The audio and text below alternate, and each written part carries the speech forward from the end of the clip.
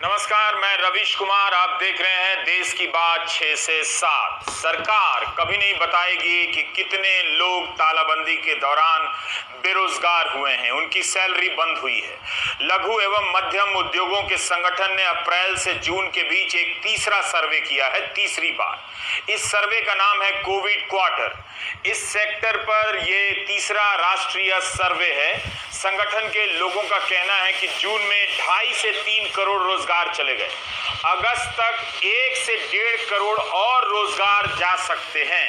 Covid quarter यानी अप्रैल से जून के बीच 74% एमएसएमई के किसी भी कारखाने ने या कंपनी ने नए लोगों को काम पर नहीं रखा है। इनका कहना है कि 3 लाख करोड़ के सरकारी पैकेज की बात हुई थी, लेकिन उससे उनकी मांगों का सिर्फ 19% ही पूरा होता है। एमएसएमई के संगठन ने साफ कह दिया है कि उन्हें नहीं लगता कि केंद्र सरकार ने जो पैकेज दिए हैं, बनाए हैं, उससे इस सेक्टर को कोई फायदा होने वाला है। कई कंपनियां दिवालिया होने के कगार पर पहुंच चुकी हैं। लोन नहीं चुका पाएंगी तो बैंकों का एनपीए बढ़ जाएगा। मुख्यतः जो समस्या अभी हमारे को उद्यमी साथियों को आ रही है वो लिक्विडिटी की समस्या है। निरंतर तरीके से उन्हें लिक्विडिटी की अवेलेबिलिटी बैंकों से नहीं हो पा रही है और कुछ प्राइवेट बैंक जो हमारे केंद्र सरकार द्वारा 7.8% पे अतिरिक्त लोन मुहैया कराए जाने का वादा किया गया था, उसका उल्लंघन करते हुए 9.25% पर मुहैया करा रहे हैं, जिसकी वजह से उद्यमी पे बहुत अधिक भार पड़ रहा है। और एक दूसरी समस्या बहुत बड़ी सप्लाई डिमांड चेन की आ रही है। 3 करोड़ रोजगार समाप्त हो गए। क्या ये छोटी खबर है? अगस्त तक 1.5 करोड़ और रोजगार समाप्त हो जाएंगे। क्या ये छोटी खबर है? 4 से 5 करोड़ लोगों पर बेरोजगारी टूटने वाली हो और शहर में सन्नाटा हो, ये ठीक नहीं है। हिमांशु शेखर मिश्रा हमारे साथ जुड़ रहे हैं। हिमांशु, क्या आप आइडिया दे सकते हैं कि एमएसएमई सेक्टर जब हम कहते हैं तो इसका मतलब क्या होता है? स्केल क्या होता है इस सेक्टर का और किस किस प्रकार की नौकरियां होती हैं, काम होता है इसमें, असंगठित या संगठित?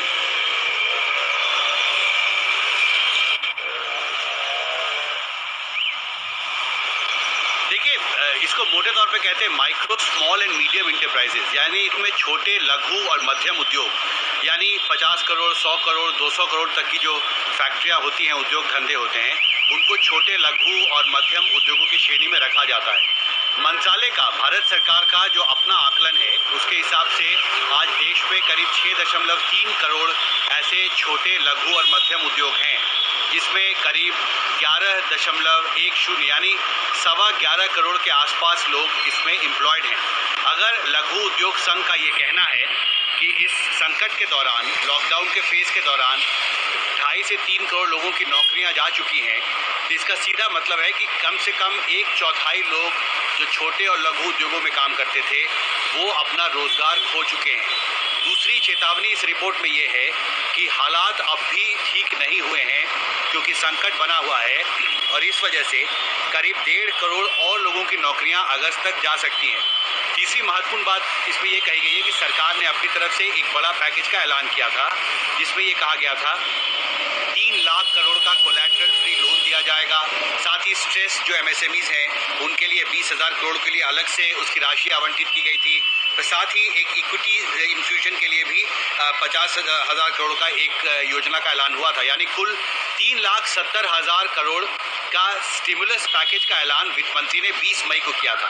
आज 22 जुलाई है, यानी 2 महीने से सरकार ने जो राहत पैकेज का ऐलान किया था, वो लागू करने की कवायद की जा रही है। लेकिन इसके बावजूद इस सर्वे ने ये बड़ा सवाल मुझे लगता है सरकार के सामने खड़ा किया है कि अब तक जो भी सरकार ने पहल की है, उसका ज़मीन पर कोई कारगर नतीजा हो, ऐसा नहीं लगता।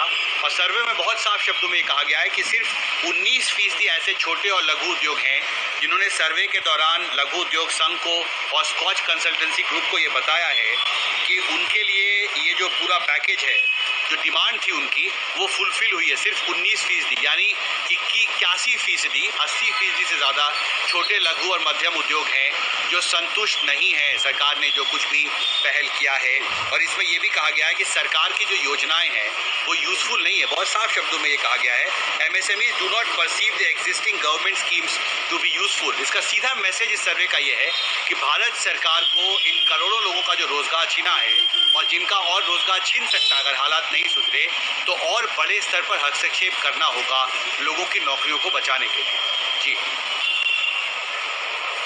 जी, बहुत बहुत शुक्रिया हिमांशु जानकारी देने के लिए। हम आपको बता दें, जैसा कि हिमांशु ने कहा कि 11 करोड़ एक अनुमान के हिसाब से इस सेक्टर में लोग काम करते हैं। अगर इसमें से 5 करोड़ लोग बेरोजगार हो जाएं तो ये कोई सामान्य बात नहीं है। ये वही सेक्टर है जिसके कंधे पर सवार होकर मेक इन इंडिया को सफल होना था, जो फेल हो गया।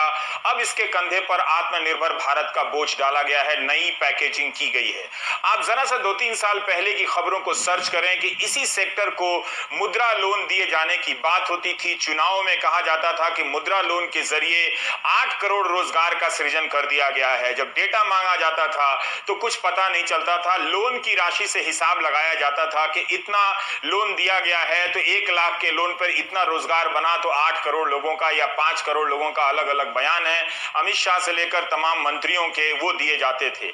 अब जब 3 लाख करोड़ के पैकेज दिए गए हैं तो उनसे जोड़कर क्यों नहीं बताया जाता कि इतना रोजगार पैदा किया गया है, जबकि सच्चाई ये है, खुद इस सेक्टर के लोग 3-3 बार के सर्वे के बाद कह रहे हैं कि 2.5 से 2.5 करोड़ लोग अभी रोजगार खो चुके हैं और अगस्त तक और 1.5 करोड़ यानी 5 करोड़ 4 करोड़ और 5 करोड़ के बीच लोग रोजगार खो देंगे और इस पर कहीं कोई बात नहीं हो रही है।